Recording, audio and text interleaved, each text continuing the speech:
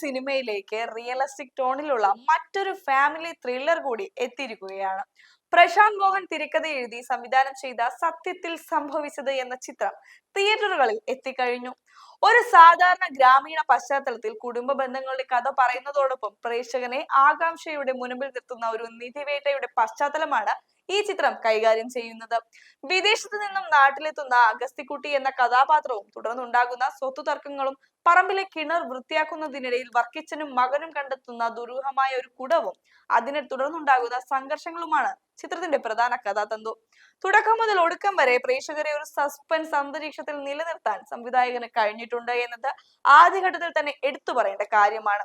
ഈ ചിത്രത്തിന്റെ സാങ്കേതികവും വാണിജ്യപരവുമായ വശങ്ങളിലേക്ക് കടക്കുമ്പോൾ അനാവശ്യമായ അവകാശവാദങ്ങളില്ലാതെ കഥയുടെ റിയലിസ്റ്റിക് ടോൺ നിലനിർത്തിയ നരേഷൻ ശൈലി ശ്രദ്ധേയമാണ്.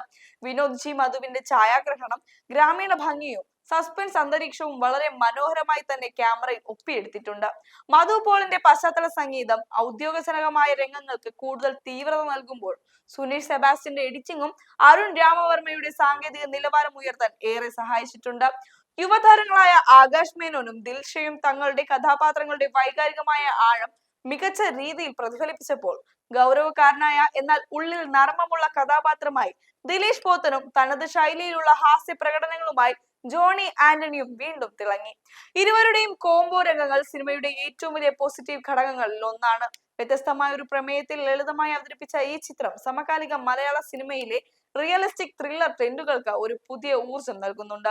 വലിയൊരു താരനിരയുടെ സ്വാഭാവിക പ്രകടനങ്ങൾ തന്നെയാണ് ഈ സിനിമയുടെ ഏറ്റവും വലിയ കരുത്ത്.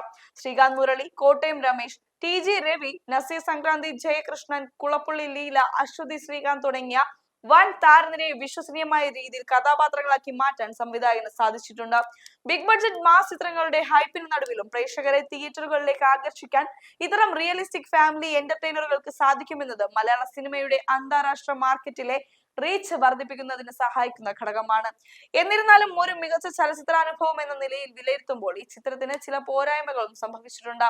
ആദ്യ പകുതി മികച്ച രീതിയിൽ സസ്പെൻസ് നിലനിർത്തിയെങ്കിലും രണ്ടാം പകുതിയിലെ പ്രവചനീയമായ ട്വിസ്റ്റുകളും ചില താഴെപ്പിഴകളും ആസ്വാദനത്തെ ചെറുതായി ബാധിക്കുന്നുണ്ട്. കഥാപാത്രങ്ങളുടെ അനാവശ്യമായ ബാഹുല്യവും അവരെ മൂലകഥയുമായി കൃത്യമായി ബന്ധിപ്പിക്കുന്നതിന്റെ പരാജയവും തിരക്കഥയിലെ പോരായ്മയായി അനുഭവപ്പെട്ടു. കേവലം ഒരു വെറിപ്പുളമായ ഹൈപ്പുകൾക്ക് പിന്നാലെ പോകാതെ കഥയുടെ ആത്മാർത്ഥത നിലനിർത്തിക്കൊണ്ടുള്ള ക്രാഫ്റ്റ് തന്നെയാണ് ഇവിടെയും പ്രാധാന്യം അർഹിക്കുന്നത്. രണ്ടാം പകുതിയിലെ ചില പ്രവചനീയതകൾ മാറ്റി നിർത്തിയാൽ കുടുംബത്തോടൊപ്പം കണ്ടിരിക്കാവുന്ന ഒരു നല്ല എന്റർടൈനറാണ് ഈ ചിത്രം. മലയാള സിനിമയിലെ പുതിയ മേക്കിംഗ് രീതികളെയും തിരക്കഥാ ഘടനകളെയും കുറിച്ച് പഠിക്കാൻ ആഗ്രഹിക്കുന്ന ഏതൊരു യഥാർത്ഥ സിനിമാ പ്രേമിയും കണ്ടിരിക്കേണ്ട ഒന്നാണ് ഈ ചിത്രത്തിന്റെ മേക്കിംഗ് ശൈലി. ഒരു കൊമേഴ്ഷ്യൽ സിനിമയുടെ വിജയ പരാജയങ്ങൾക്കൊപ്പം അതിന്റെ ക്രാഫ്റ്റിനെ മനസ്സിലാക്കുക എന്നത് സിനിമയെ സ്നേഹിക്കുന്നവർക്ക് അത്യാവശ്യമാണ്.